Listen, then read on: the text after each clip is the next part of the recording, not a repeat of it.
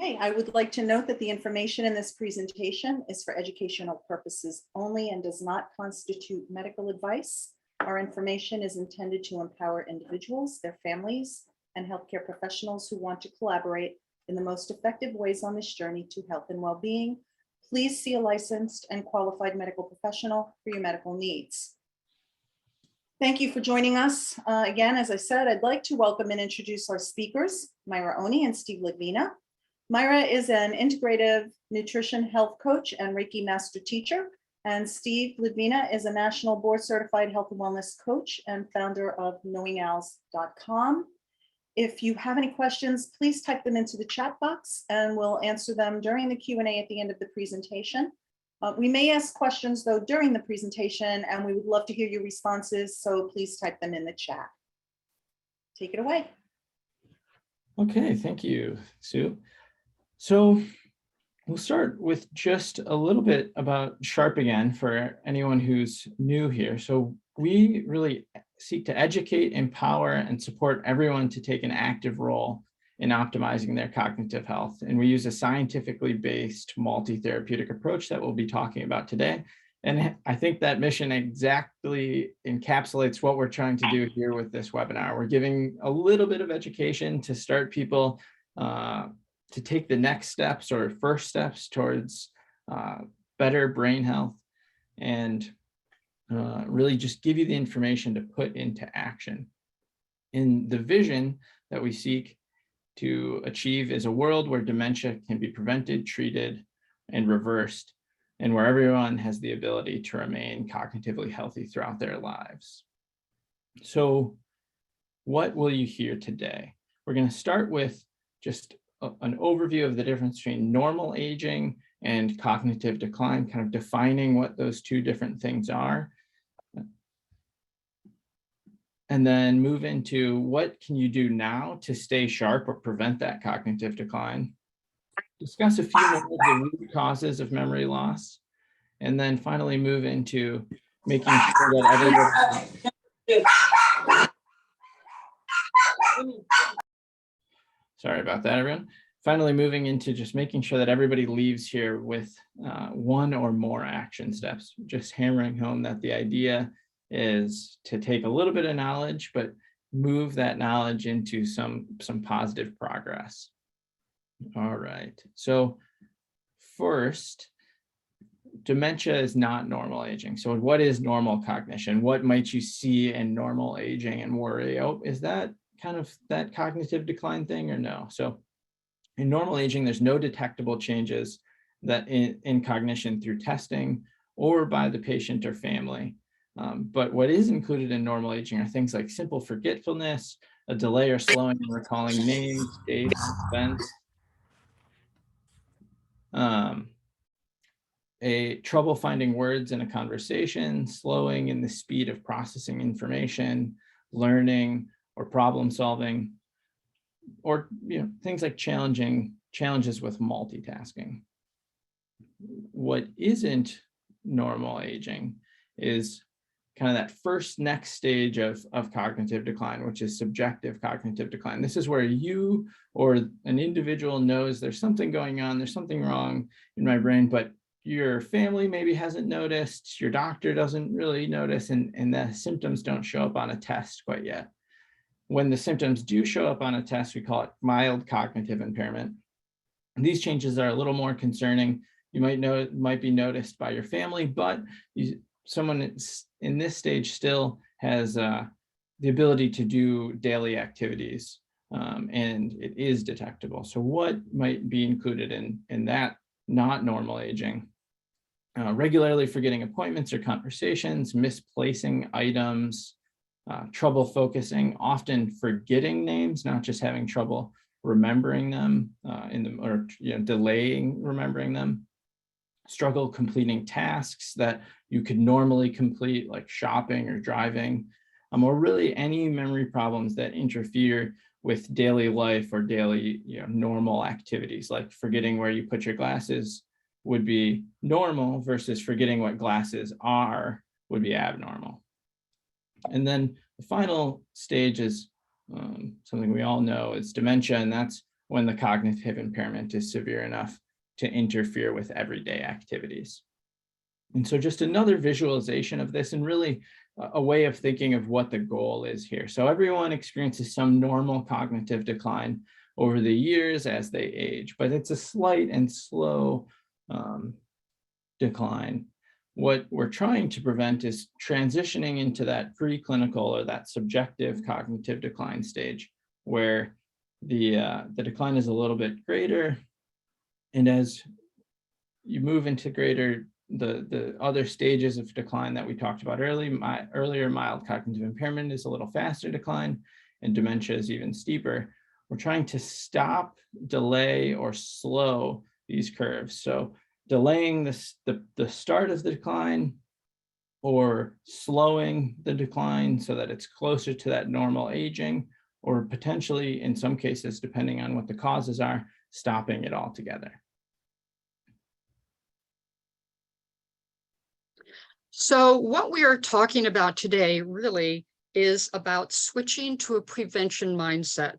Steve just went over what the differences are between the different stages of cognitive decline. And we used to be told, right, that there's nothing you can do about this.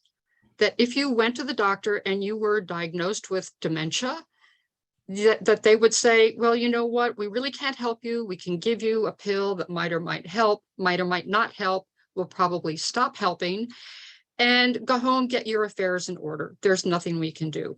They never talked about about the possibilities of what you might be able to do, and they certainly never talked about a way to prevent it. So that's what it used to be. Go home and get your affairs in order. And what would you think if a doctor said that to you? Well, first of all, there would be a lot of fear, and you would probably be in denial. No, this isn't really happening to me. It's just, it was just a momentary thing. And then that moves into wishing it away, wishing it would never happen, wishing it wasn't there, and then ultimately hiding away from your friends, your family, your community.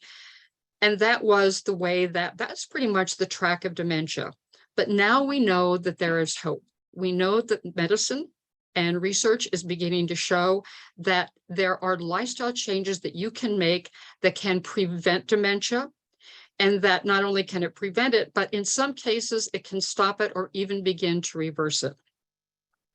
Now, we're focusing here on prevention because prevention obviously is the place to start. It's much easier to prevent something by changing lifestyle habits now than it is to wait until the horse is out of the barn and all of a sudden it gets a lot harder to change lifestyle habits and to improve your health. We know many of the causes of memory loss are preventable because they are lifestyle changes. They're things that you can do for yourself. And as I said, we know there's treatment to prevent and slow its progression, and sometimes even reverse it. So we're living longer today. It really is worth it to start switching to a prevention mindset and to take steps to help that happen. So one of the things that we want to do today, one of our goals, as Steve said earlier, is we want you to take away something from what you're going to hear today that you can put into action in your life. So you might have gotten this in an email. You might have downloaded it from the registration page, printed it out. If you did, great. If you didn't, if you could just take a minute and grab a piece of paper, a pen or pencil, because what I'd like you to do is over the course of the next portion of this presentation, if anything occurs to you, if you hear anything and you say, yeah, that's a change that I could make, I'd like you to make a note of it. And if you did fill out the pre-webinar quiz, this is a great place to take that out and take a look at it and see how that lines up with what you're about to hear. Okay. Okay, So, Steve. jumping in, what are the lifestyle factors that contribute to brain health? So we're going to start by just talking about those main 6 lifestyle factors. And the first one is sleep. That's probably no mystery to anybody. Sleep is really important for the brain. A lot of good things for the brain happen while we sleep. And the kind of number to hit is 7 to 9 hours per night. I'll talk about that a little bit more later. So second is nutrition.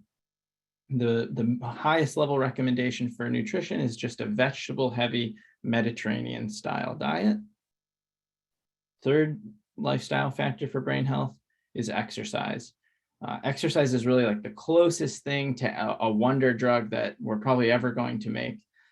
It really improves kind of every risk factor for brain health and has a positive impact on brain health itself. And the combination of exercise that you're really looking for to maximize the effectiveness for your brain is some aerobic exercise. So that's like anything that raises your heart rate, running, biking, dancing, anything that gets your heart rate up for an extended period of time. Weight training or resistance training, think anything that builds strength. And in some cases, those can be the same exercise. Some things raise your heart rate for long enough and build strength. And then the third is stability or flexibility. And that's important for your brain, but also important for avoiding injuries, especially injuries that could occur while exercising. And the top line recommendation is that 180 minutes a week. And then the next is mental activity. You can kind of think of that as exercise for your brain. Just as much as you need to move your body to keep it healthy, we need to use our brain to keep it healthy, and using it in new and different ways, like learning new skills, hobbies. Brain training has some research behind it. Really anything that's kind of stretching or using your brain in a little different way than what you would normally do throughout the day. Next is stress management, or reducing the amount of stress in your life. So that can be things like removing stressors from your life, learning how to better handle and think about stressors, or for those we can't remove, employing things like meditation or stress management techniques to lower the stress levels and better manage them. And then finally, being socially active and having a strong social support network is an incredibly important part of our lives for happiness, but also for our brains. A huge portion of our brains are dedicated to processing and interacting in social situations. And so having an active social life is really a key part to keeping our brains healthy. So those are the main lifestyle factors. There's a few other preventable causes of memory loss that we just want to touch on. These aren't really what we're talking about the core subject of today, but we do cover these in other webinars throughout the year in depth. So the first one is looking for toxins in food, water, and air, both at home and at work. Toxins in those places can have a negative impact on our brain health. Hormonal imbalances, specifically like thyroid, in the thyroid hormones or the sex hormones, those being outside of the healthy range or the optimal range can have a significant impact on our brains. Inflammation from low-level infections or other sources is one of the main causes of harm that causes cognitive decline. Heavy metal toxicity. This is a little less common, but very significant for the people who have it. Mercury, lead, and other metals at high concentrations in our bodies can have a significant amount of cognitive symptoms. Trauma, both physical and emotional trauma, has an effect on our brain, both in the short and long term. And then finally, and this is really important, to only make changes on medication in conjunction and in discussion with your doctor. But if you are experiencing symptoms, you might want to discuss what those symptoms are and ask about if they could be side effects of medication. Yeah, and I just wanted to add to that, Steve, that one thing that we never think about in terms of medications is your pharmacist, because your pharmacist can also give you information on medications and medication interactions. And, as someone who you can just, it might be a little bit easier to get access to them to talk to. So absolutely, yeah, that's a great point. And sometimes the pharmacist is the one who has the most complete view into all of the medications prescribed by different physicians. All right. okay, so now we're going to just dive a little bit deeper into what you can do now. And this is a place where you might start to make some notes on your paper. about what are some things that you can begin to do today to help increase your overall mental, emotional, physical, and brain health. So one of the first things, of course, is food. We always start with food because, I mean, after all, we all have to eat, right? And what we eat and what we drink has a tremendous impact on our bodies. So Steve mentioned the Mediterranean diet, which you may have heard about, and you can certainly find out more about it online.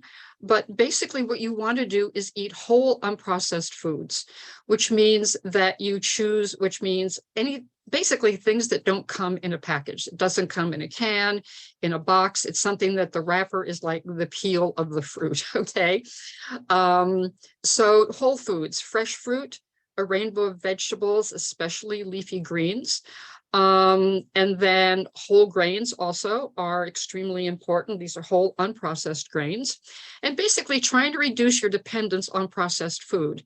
Now, that can be obviously anything you get in a can or a box, a TV dinner, but also it's becoming much more common these days for grocery stores and delicatessens to have pre-made fresh meals. Now, these can certainly be a vast improvement over your standard, frozen TV dinner, obviously, but you also have to bear in mind that they are made to be yummy for the general public, so they can also be very high in salt, sugar, and fat. So if you do like to, go to your deli bar or your grocery store, not a bad thing. Just be mindful that it might not be the healthiest choice. Okay, and number 2 is, hydration. This is huge. So I'm sure you've heard, because the drum has been beaten an awful lot, about how water is very essential. But maybe you haven't really thought about why. It's essential for delivering all those nutrients that you're bringing into your body to your different organs, which includes, of course, your brain, but also it's your plumbing system, right? So you need water, you need hydration to remove the toxins from your body. Your cells are always giving off waste, and it needs to get moved out of there. So water, number 1 way to do it. And interestingly enough, it also helps balance mood and reduce stress. If you feel like if you feel stressed out or a little bit depressed, try drinking a glass of water. If you're feeling hungry, maybe you're really just thirsty.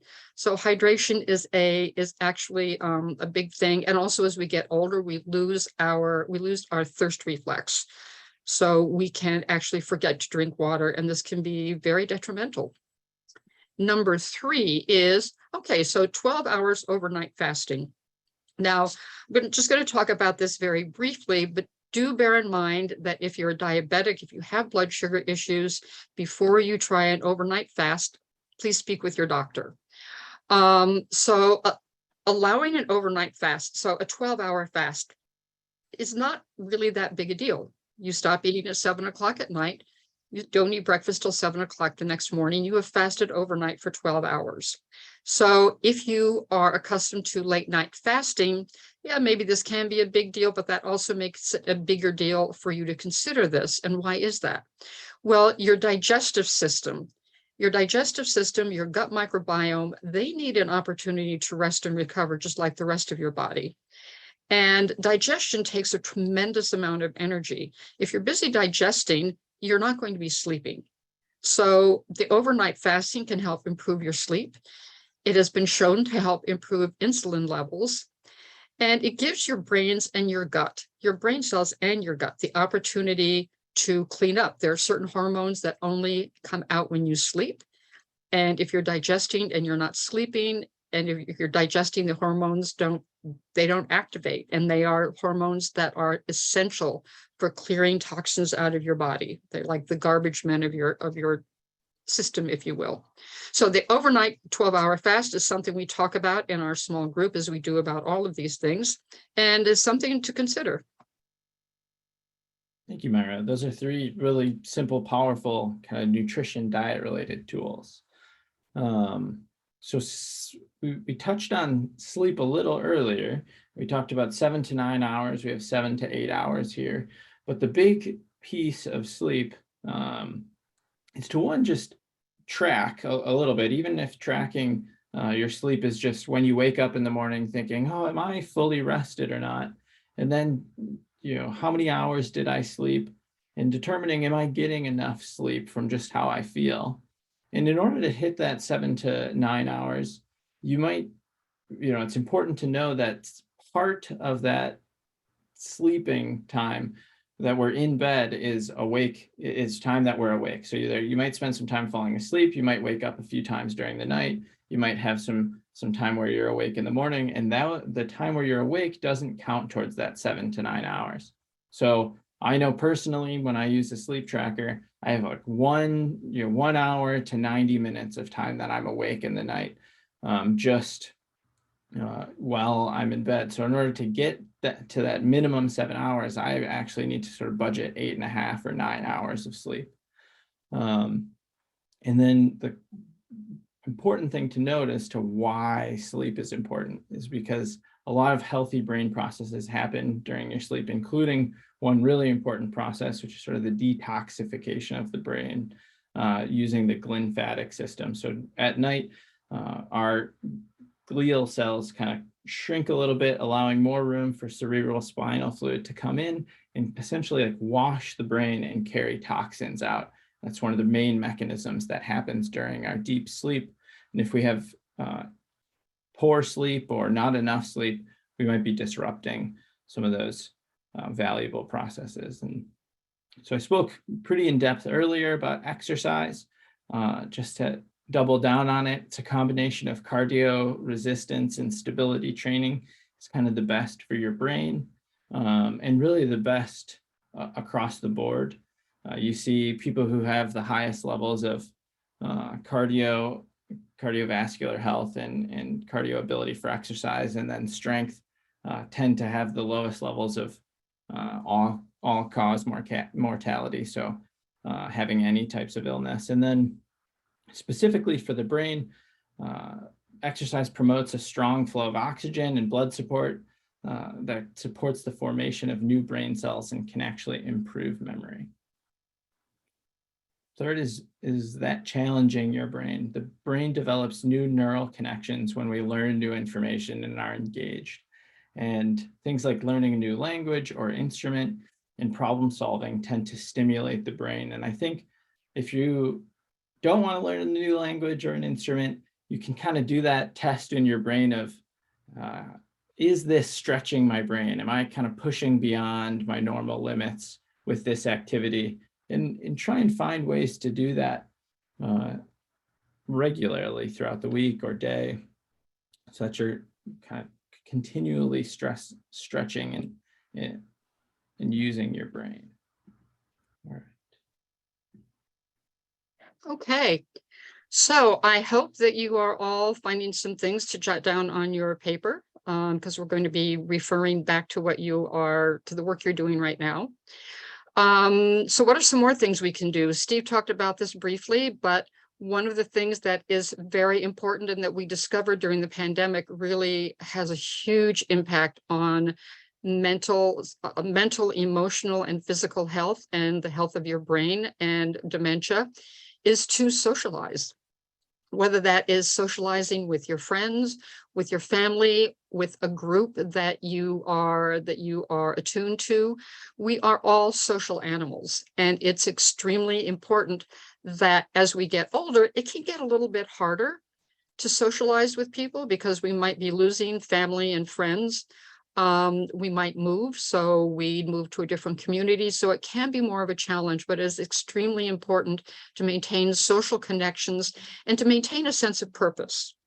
So whether that sense of purpose is caring for a grandchild, whether it's an organization that you volunteer with, this is possibly one of the most important things. Well, they're all important, but it's an extremely important thing to consider.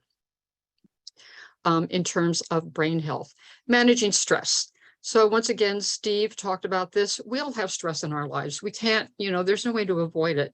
But there's good stress and there's bad stress. Good stress is something that is temporary. It might get you from point A to point B, the stress of remembering and getting to an appointment, as opposed to chronic stress, which is stress that appears over and over and over again in your life, that there doesn't seem to be a resolution to, and that is really causing you to perhaps not take care of yourself, or other chronic issues. So what we really want to double down on is chronic stress. And how can you manage that? What are some of the ways that you can manage stress? Exercise is a wonderful way to manage stress, especially if you go to a gym and you're around other people. Also, of course, meditation, taking walks, journaling. We talk about a lot of this in our small group. And we know research has shown that chronic stress can contribute to chronic health problems, including high blood pressure, weight gain, headaches, anxiety, digestive issues, and insomnia. So you can start to see how all of this kind of weaves together. All of it weaves together. And number nine is so don't start. Don't delay. I'm sorry, don't delay. I got that backwards. Don't delay, start now. So what does that have to do with stress? Well, if you have ruminating around in your brain, I should do something about this. I mean to do something about this. You're ruminating, right? And that rumination causes you more stress. Whereas if you take a leap, you step out and you take action, you take positive action on something that you know you should be doing to live a healthier life, that's going to relieve a lot of stress. As Nike says, just do it. And number 10, create a sustainable change. So long-term changes in lifestyle, they're kind of hard to do.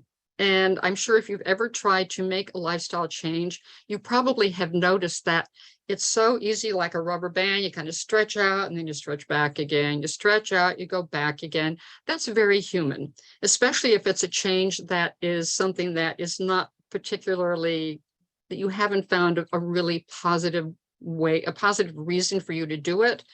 That you should stop eating pizza, but boy, you really love that pizza and you haven't really realized yet how bad it is for you. It's just a small thing.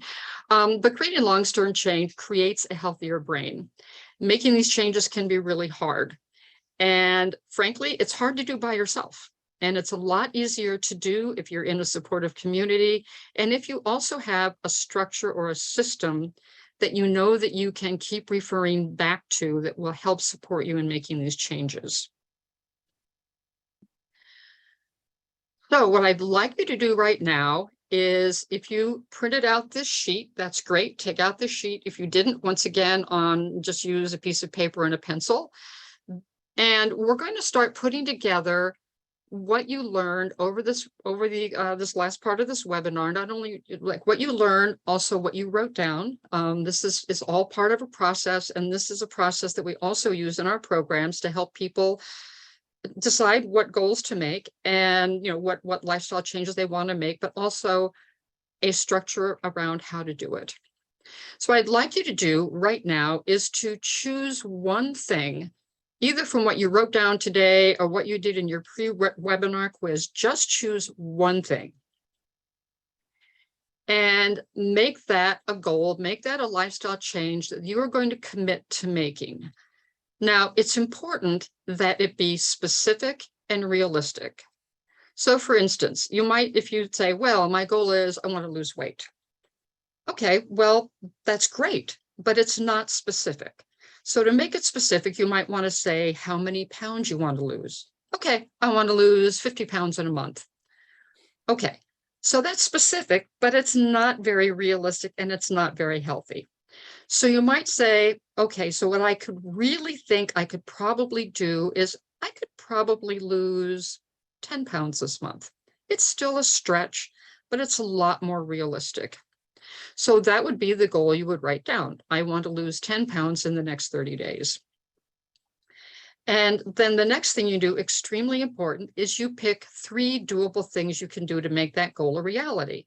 So what are some changes that you can make in the way you eat, the way you exercise, in your stress levels that you can identify as ways that can help you reach that goal? So I'm going to stop talking here for a minute, and I would like you all to pick a goal, something that's important to you. It needs to be something that really is important to you. Make it specific, make it realistic, and then write down 3 things that you could do to make that change, to make that goal, the goal of making that change, a reality. And we're going to give you a couple of minutes to do this.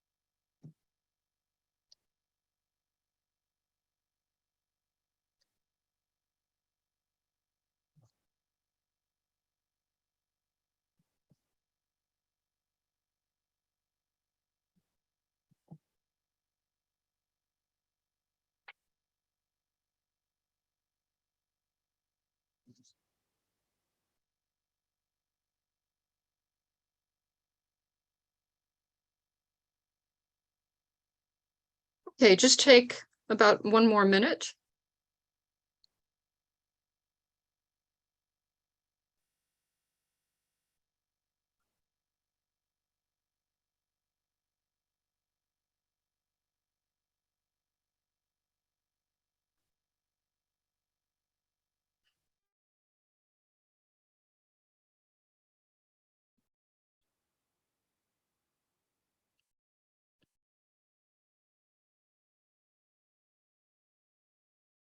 Okay, so let's go ahead and finish this up.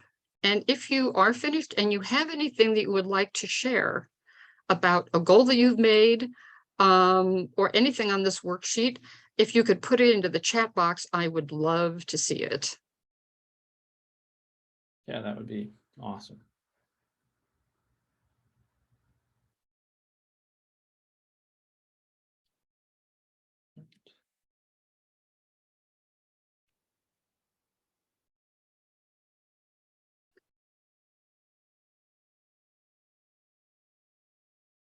Sue says, stop ruminating and start acting. Yep, that's a big one.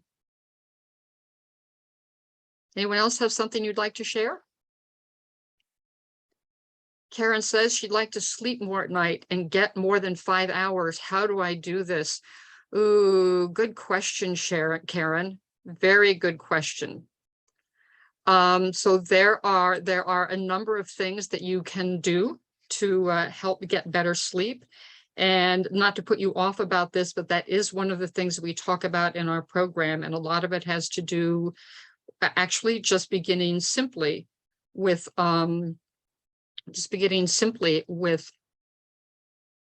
is your room dark enough? Is it quiet enough? Is it cool enough? There are a lot of different things that you can do to help improve your sleep. And let's see, what else do we have? Okay, more social interaction, ideas for action steps. That's from Lori. Steve, do you have anything to say to that? Yeah, I think the most common action step today for more social interaction that I see with clients is what did you love to do in 2019 before we had the pandemic and we all kind of had to completely adjust our social lives? Like what has worked well in the past, or in thinking of those things first, or what types of activities would you like to rejoin? What friendships did you have that you could reactivate?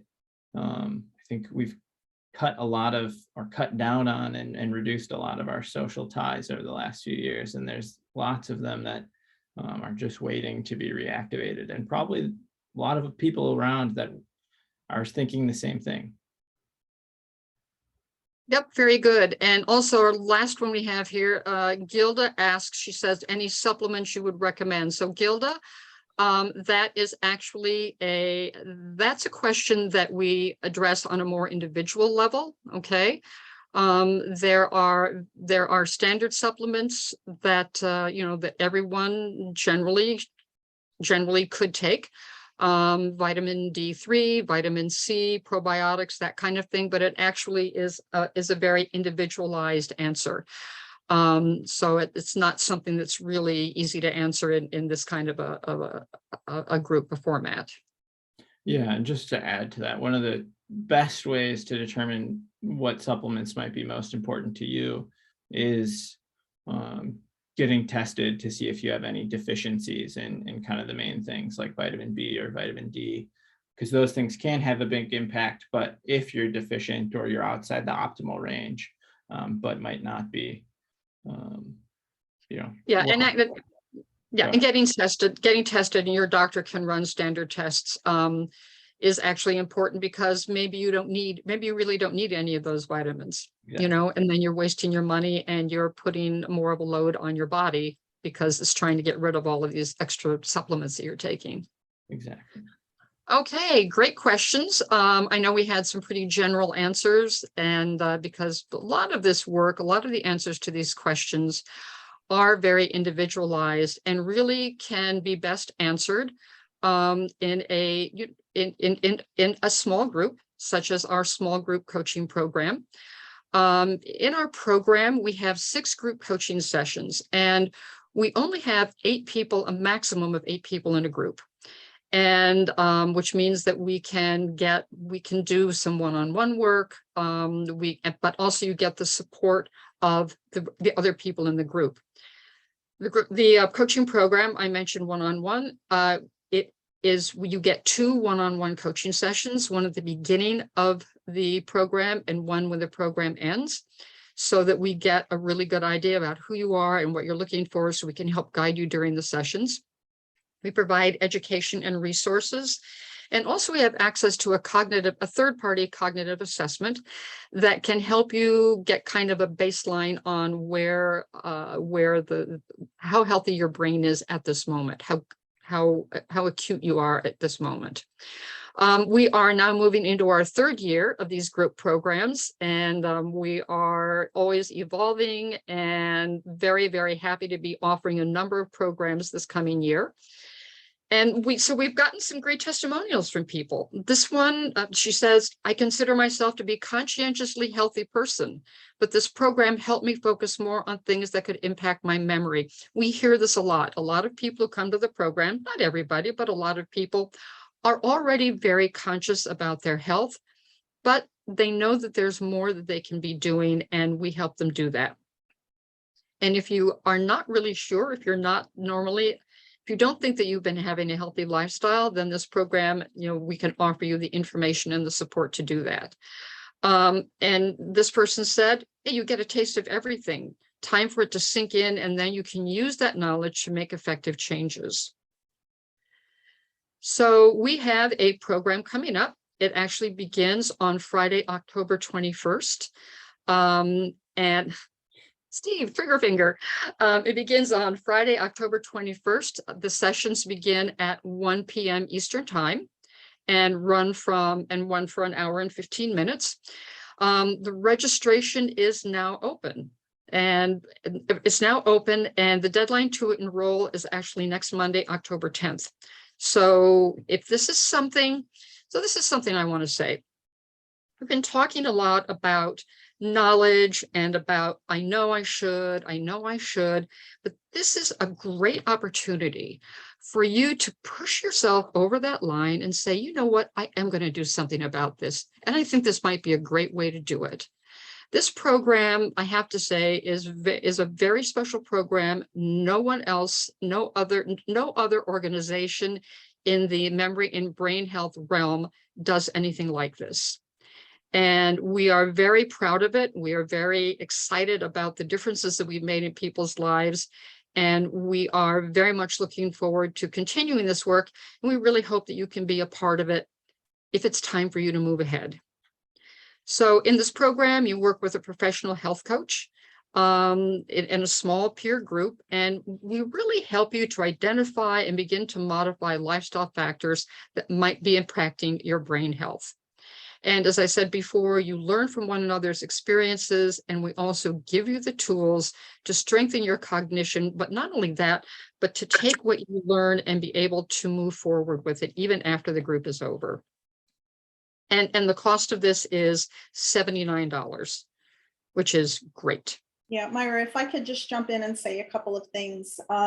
You talked about ruminating, and I actually posted in the chat box that I need to ruminate less, because I am very guilty about that, where I'll think about things that I really need to do, and I put them off and I put them off. But I just want to say, everybody is here because we all want to try to take those first steps to understand how we can preserve our brain health. And I can tell you, in speaking to individuals who have gone through this program, they're not people who are in the depths of memory loss. They are people who either have, a very, very early subjective cognitive impairment, where they're starting to maybe not be as sharp as they used to be, or they're people who just simply want to understand how they can live their lives with their sharpest mind.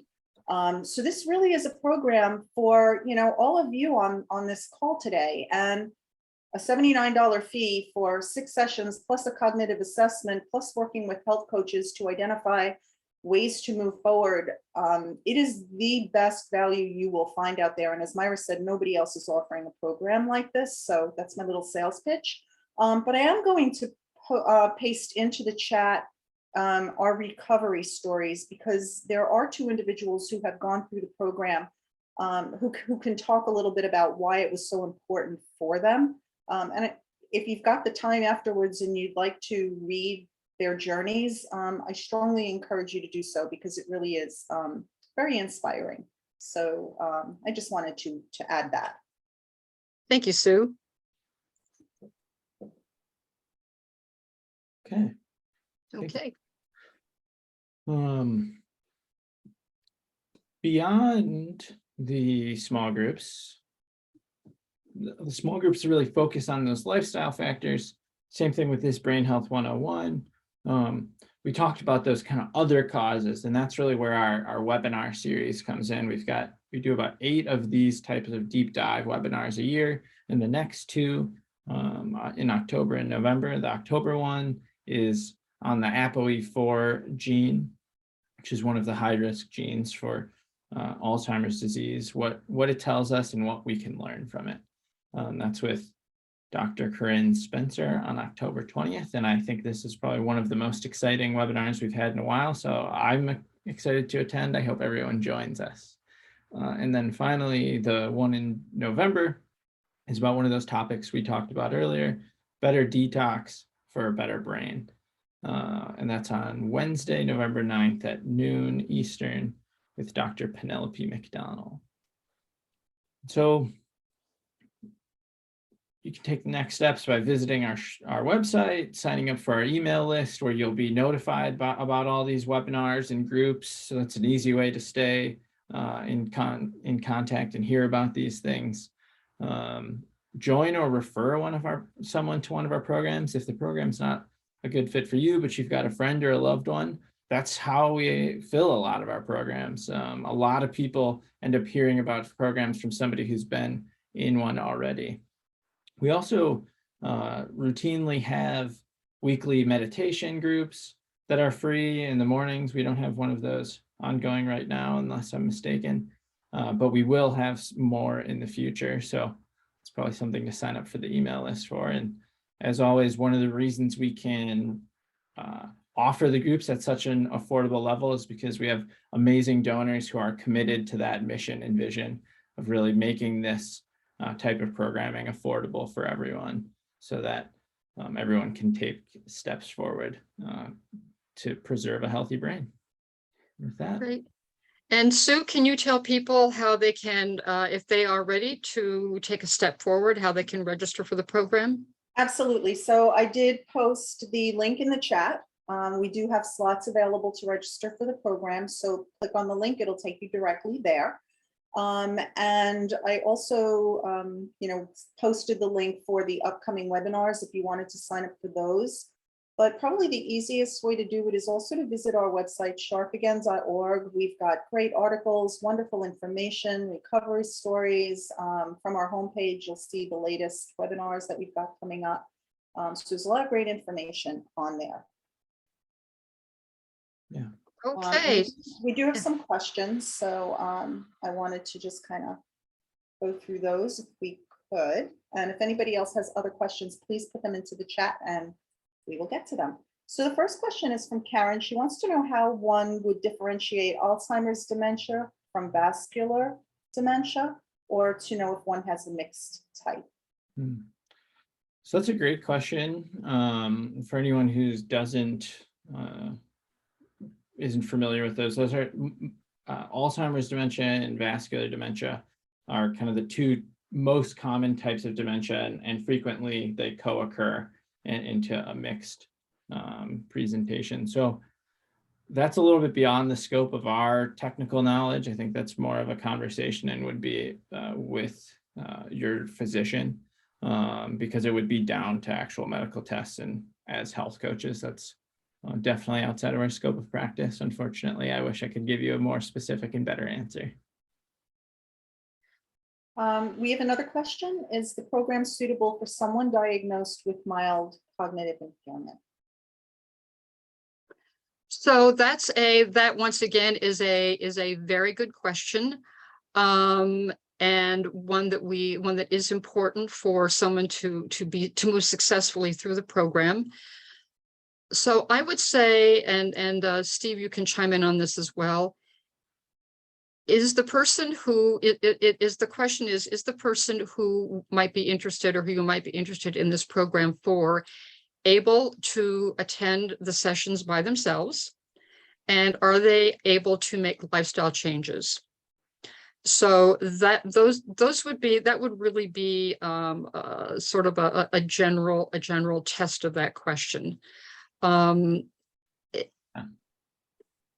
Because basically that's what you need, that's kind of where you need to be in order to be successful in the program.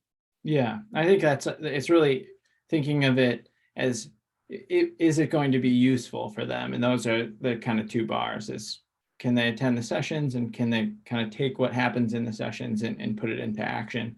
I will say, if you would like to have a deeper discussion about that with one of us, please just write down one of our two email addresses and send us an email. That's a common thing. We've had lots of discussions about it in the past, and would love to have a brief conversation with you to see if it's a good fit. Yeah, and because it can be very individual. So that, as with the other questions that people have asked, it's sort of just a broad answer, but hopefully it's helpful. And yeah, please do reach out. Another answer too, which is maybe helpful, is we've had people with mild cognitive impairment before, and it's worked out very well for some of them. So any other questions?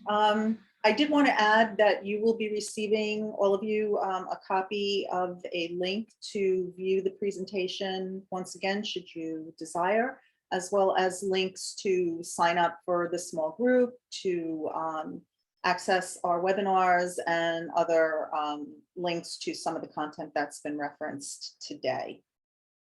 Does anybody else have any other questions that we can answer for you today?